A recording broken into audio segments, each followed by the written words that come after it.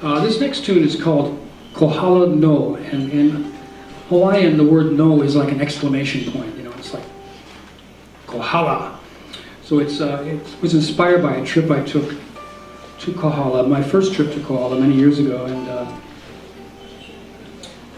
I just found it to be a really beautiful, magical place. The rolling green hills, the blue Pacific Ocean, and you know, it was originally kind of the birthplace area of Slack Key, you know, where the first Hawaiian paniolas started retuning guitars and playing them. It's right in that area, really.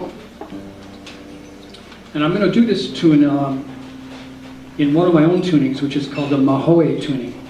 I called it that because two of the strings are identical. Mahoe means twins in Hawaiian.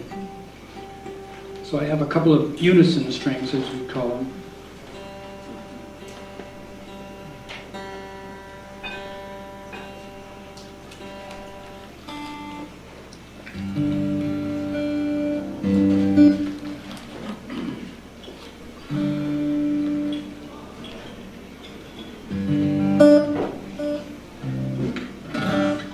All right, Kohala No.